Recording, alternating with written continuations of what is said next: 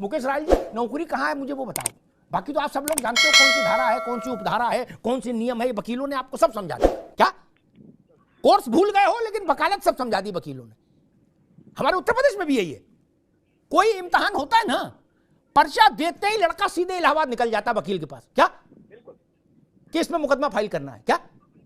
मेरे पास आते थे नौजवान इतनी इतनी फाइलें लेके, और जवाहरलाल नेहरू के समय तक के नोटिफिकेशन उनको याद होते थे। भर्ती कहां है भैया? मनोविज्ञान तो ठीक है, हमको भर्ती तो बताओ। देश में किस राज्य में भर्ती निकल रही है कि सारे बीटीसी वाले लग जाएंगे या बीएड वाले लग जाएंगे? मुकेश राय सर, मैं बताना चाहूंगा कि आज मैं अवधेश जी उपाध्याय जी को सुनकर मुझे ये प्रतीत हो गया कि पूरे देश के 1 करोड़ बीटीसी धारियों के खिलाफ बयान दे रहे हैं, उनके खिलाफ याचिका दायर कर रहे हैं कि इनको नौकरी नहीं मिले। केवल 50 करोड़ जो गरीब बच्चे, नन्हे मुन्ने बच्चे, गरीब जो शिक्षा प्राप्त करते हैं सरकारी स्कूलों में, उनके खिलाफ बयान दिया इन्होंने। आज मैं इनका खिलाफ आज मोर्चा खोलते हैं कि ऐसे बीजेपी पार्टी है जिन्होंने हमें सुप्रीम कोर्ट का रगड़ा है कि ऐसे बीटीसी धारियों को नौकरी नहीं मिले। केवल नौकरी बीएड वालों को देना चाहते हैं। ये एक आंख से नहीं देखते, ये दोनों आंखों से देखते हैं, एक आंख से नहीं देखते, एक समान नहीं देखते ये लोगों को। भाई एक मिनट, मैं उनके अवधेश जी की बात है, उन्होंने ये नहीं कहा। ना मुकेश राय, उन्होंने ये नहीं कहा। बीटीसी धारी बेरोजगार नहीं है क्या? क्यों किया आपने? कानून का उल्लंघन क्यों किया? 28 जून को क्यों देखता है?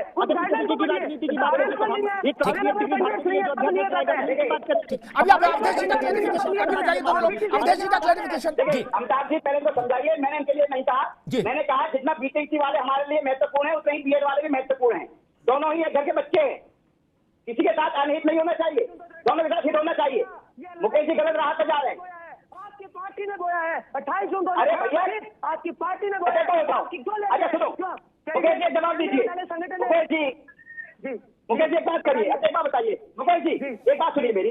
2018 को जब नोटिफिकेशन आ गया, वो फिर जो कांग्रेस सरकार जो राजस्थान ने उसने वो बंद कर दिया, उससे बीएड को अलग कर दिया गया। फिर बीएड के छात्र जो है सुप्रीम कोर्ट गए। अरे भाई सरकार का क्या रोल है, आप मुझे बताइए।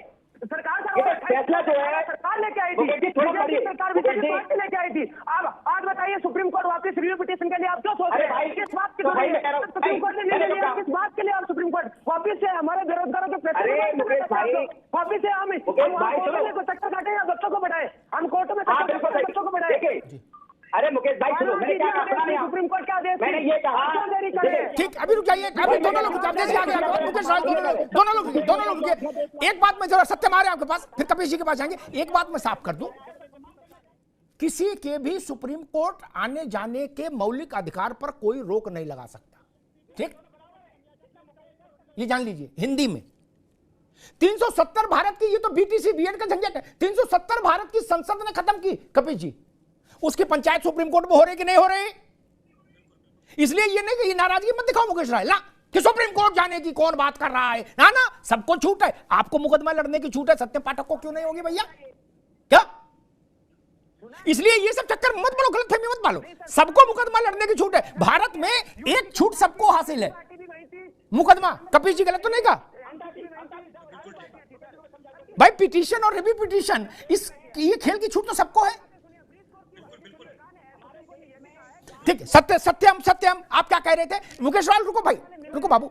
सत्यम बड़ी क्लियर सी बात है। अभी अवधेश जी कह रहे थे कि सरकार की क्या गलती है। सरकार की ये गलती है कि सरकार ने एक्सपर्ट कमेटी नहीं बैठाई। सरकार की ये गलती है कि अगर उसने एनसीटी 2018 के नियम में क्लियरली लिख दिया होता कि बीएड वाले प्राथमिक शिक्षक भर्ती के लिए योग्य नहीं है, तो हम लोग बीटीसी का कोर्स कर लेते। अब 5 साल बाद सरकार की गलती की वजह से सुप्रीम कोर्ट में 1 करोड़ बीएड डिग्री धारक हार जाए और उसके बाद ये कहा जाए कि दूसरा कोर्स कर लो, तो बात तो यही होगी ना सर, की जाहिर सी बात है कि गलती एनसीटी की है, गलती सरकार की है। तो अगर गलती एनसीटी की है, अगर गलती सरकार की है, और हम लोग सीटेट क्वालिफाई करके, यूपीटेट क्वालिफाई करके ये दम रखते हैं कि 1 से 5 के नौनिहालों को पढ़ा सकें, तो हमारी सीधी सी मांग है कि सरकार अपनी गलतियों का खामियाजा बीएड डिग्री धारकों को न भुगतने दे और हम सबको प्राथमिक शिक्षक भर्ती में मौका देने के लिए अध्यादेश लाए। मेरे पीछे ये छात्र खड़े हैं नजर, ये 100 किलोमीटर 200 किलोमीटर एसी के कमरों में नहीं है। ये इको गार्डन लखनऊ में है, जहां 5 घंटे की यहाँ पर गिरफ्तारी, यहाँ पर 5 बजे के बाद ही उनको छोड़ा जाएगा। ये पीड़ा है। बहुत अच्छे से बात कही गई कि सरकार आपकी बात नहीं सुन रही क्या? अरे बताइए, कोई बयान जारी किया हो जिसमें ये कह दिया हो कि अरे भैया बीएड वालों को प्राथमिक शिक्षक भर्ती में शामिल करोगे, तो हम विरोध प्रदर्शन न करते। अब आपके पास सत्ता है, आपके पास पावर है, तो हम आपकी से गुहार लगा सकते हैं। सरकार का इसमें कोई रोल नहीं है। माननीय एक मिनट ठीक है, एक मिनट रुकिए, सत्यम रुकिए, मैं एक प्रश्न लेके, एक मिनट अवधेश जी, एक मिनट रुकिए।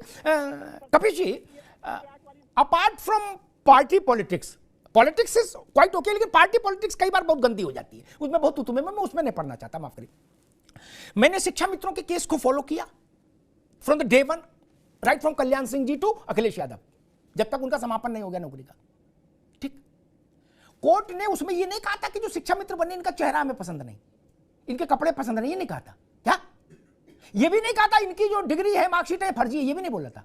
उसने कहा सरकार ने जो प्रक्रिया अपनाई, जो नियमावली बनाई, वो फॉल्टी है, इसलिए हम इनको विदा कर रहे हैं। क्या नियमावली किसने बनाई? शासन ने। प्रक्रिया गलत किसने फॉलो की? शासन ने। और विदा कौन हुआ? हमारे घर का लड़का। सरकार किसी की रही हो, वही बात आज हो रहा है। नोटिफिकेशन कौन लाया? 10 में लाए तो भी सरकार लाई, 18 में लाए तो भी, और 24 में लाए, 23 में लाएंगे तो भी सरकार लाएगी। हमारे आपके लिखने से तो होगा नहीं। प्रक्रिया गलत किसने फॉलो की? सुप्रीम कोर्ट ने अपने जजमेंट में कहा है कि इसमें प्रक्रियागत दोष भी हैं। आप तो वकील हो कपिल जी, लम्हों ने खता की है, सदियों ने सजा पाई। सरकारें निकल गई, बाबू रिटायर हो गए, मौज ले रहे, लड़के सड़क पर लड़ रहे हैं।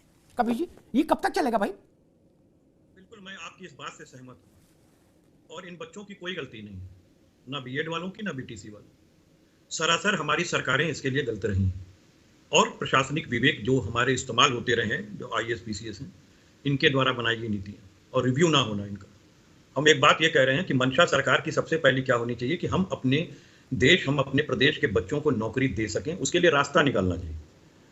नौकरी देना बड़ी बात है, ये अगर आपके अंदर क्षमता होगी तो कुछ गलतियां अगर हुई होंगी तो उनकी सुधार करके फिर उनको दिया जा सकता है। देखिए, मैं क्यों कहना चाहता हूं इसको कि विषय विशेषज्ञ नाम से भी, क्योंकि आप शिक्षा से बहुत जुड़े हुए हैं, और इसलिए मैं आपसे कह रहा हूं कि विषय विशेषज्ञ को भी जो है कंफर्म किया गया, वो भी LT गेट टीचर की बराबर नौकरी कर रहे हैं और सरकारी संस्था में है, सरकारी नौकरी में है और अच्छा पढ़ा रहे हैं। ऐसा नहीं है कि वो गलत पढ़ा रहे हैं। हम ये बात कह रहे हैं, शिक्षा मित्र को आपने 3000 से 10,000 कर दिया, आपने कॉम्पिटेंट नहीं मानते हुए फिर 10,000 क्यों किया? अगर वो कॉम्पिटेंट नहीं थे या तो हटा देना चाहिए था। अगर कॉम्पिटेंट है तो एक ही काम के लिए 2 समानांतर वेतन क्यों दे रहे हैं? आप अलग अलग वेतन क्यों दे रहे हैं? ये बहुत बड़ा प्रश्न है, और ये प्रश्न एक न्यायिक विवेक भी मेरा पूछ रहा है कि ऐसा आखिर क्यों है, इसका समाधान होना चाहिए। बिल्कुल ठीक बात कही कपिल जी आपने। मैंने इस बात को दूसरे, आप देखिए यार, मैंने इस बात को दूसरे ढंग से कहा था। जब 3 से 10,000 हुआ, उसके बाद एक कमेटी बनी, उस कमेटी के लिए मेरी भी थोड़ी बहुत भूमिका रही। क्या वही गोल गोल बातें आई। मैंने कहा कि भाई सरकार इंपावर्ड है, 10,000 करने के लिए अगर इंपावर्ड है तो 1 लाख करने के लिए भी इंपावर्ड है। कोई कोर्ट उसको रोक नहीं सकता, मानदेय कितना दे। ठीक, ये तो सरकार तय करेगी ना। मैंने कहा इनका 25,000 कर दीजिए, क्या दिक्कत है? और रिटायर हो जाएंगे सारे लोग। अब नए शिक्षा मित्र तो आ नहीं रहे, पुराने समय की भर्ती है, सम्मान पूर्वक जीवन जी ले, रिटायरमेंट ले ले।